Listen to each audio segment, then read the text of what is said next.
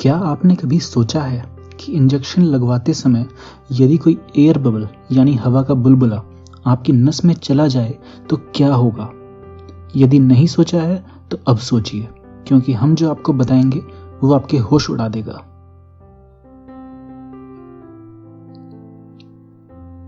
हम सभी को कभी ना कभी इंजेक्शन लगवाना पड़ता है। जब भी डॉक्टर्स आपको इंजेक्शन लगाते हैं तो उससे पहले इंजेक्शन की निडल को ऊपर हवा में करके थोड़ा सा इंजेक्शन का लिक्विड बाहर निकाल देते हैं। इसके पीछे केवल यह रीजन होता है कि इंजेक्शन में कोई एयर बबल ना रहे। हम में से शायद ही कोई इस बारे में सोचता है कि यदि कोई एयर बबल हमारी नसों में चला जाए तो क्या परेशानी हो सकती है। यूं तो हवा हमारे शरीर के लिए बहुत जरूरी है और हम अपनी नाक और मुंह से हवा खींचकर अपने लंग्स में ले जाते हैं, लेकिन यदि यही हवा सीधे हमारी खून की नस में पहुंच जाए तो इसका रिजल्ट काफी डेंजरस हो सकता है। आइए आपको बताते हैं कि कैसे।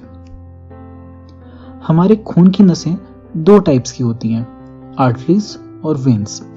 आमतौर पर आर्टरीज में ऑक्सीजनेटेड ब्लड बहता है और वेन्स में डीऑक्सीजनेटेड।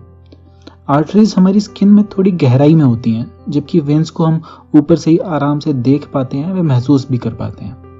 इसलिए ज्यादातर इंजेक्शन हमारी वेन्स में लगाए जाते हैं। हमारी बॉडी की सारी वेन्स हमारे हार्ट के ऊपरी राइट चैम्बर में पहुंचती हैं। इस चैम्बर को राइट ऑरिकल कहते हैं। यहां से ये ब्लड राइट वेंट्रिकल में होता हुआ हमारे लंग्स में ऑक्सीजन लेने के लिए पहुंचता है। यदि गलती से इंजेक्शन के जरिए कोई एयर बबल हमारी वेन्स में चला जाए तो वो हमारे हार्ट से होता हुआ हमारे लंग्स में पहुंचेगा। वहां पर पल्मोनरी कैपिलरीज और एल्वियोली से गुजरने पर उसका काम तमाम हो जाएगा और वह हमें कोई नुकसान नहीं पहुंचा पाएगा।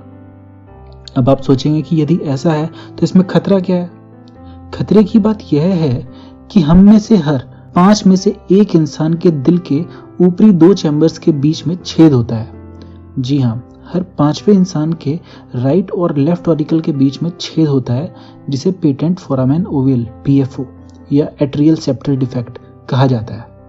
ऐसा ही एक और डिफेक्ट हर 500 में से 1 व्यक्ति में होता है, जिसे हार्ट के निचले चैम्बर्स वेंट्रिकल्स के बीच में छेद होता है, जिसे वेंट्रिकुलर सेप्टल डिफेक्ट कहते हैं। इन दोनों ही डिफेक्ट्स वाले व्यक्तियों को इंजेक्शन में आए एक छोटे से एयर बबल से जान के लाले पड़ सकते हैं। यदि इंजेक्शन के माध्यम से आया हुआ कोई एयर बबल आपके लंग्स में पहुंचने के बजाय हार्ट के इन 2 छेदों से होता हुआ निकल जाए तो हार्ट उसे सामान्य ब्लड की तरह आर्टरीज के माध्यम से शरीर में पंप कर देगा। जिस प्रकार पानी से भरे हुए एक ग्लास में एयर बबल्स ऊपर की तरफ उठते हैं, ठीक उसी तरह आपके ब्लड में आए हुए उस एयर बबल के आपके ब्रेन की तरफ जाने के चांसेस काफी ज्यादा होते हैं।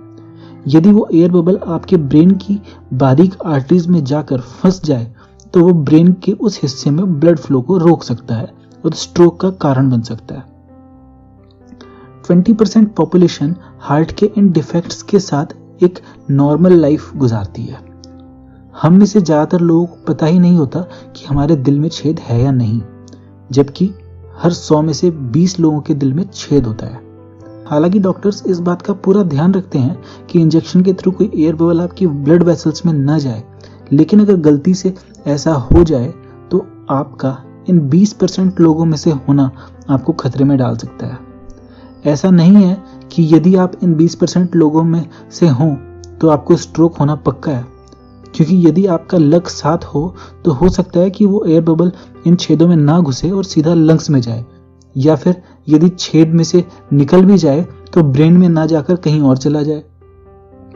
आपको ये जानकर हैरानी होगी कि कुछ विशेषज्ञों के अनुसार वर्ल्ड वॉर 2 के दौरान नाजी ग्रुप के लोग प्रिजनर्स ऑफ वॉर के ऊपर मेडिकल रिसर्च किया करते थे, जिसमें उन्होंने पाया था कि 50 ml से ज्यादा एयर यदि इंजेक्ट की जाए तो उससे डेथ हो सकती है। आपको ये जानकारी कैसी लगी हमें कमेंट करके अवश्य बताएं, और यदि इससे आपकी अपने शरीर के बारे में जानकारी बढ़ी हो तो लाइक व सब्सक्राइब अवश्य करें। We will meet in next video with some other interesting information about your body. Till then, take care and always keep an eye on the injection before it's injected into your body.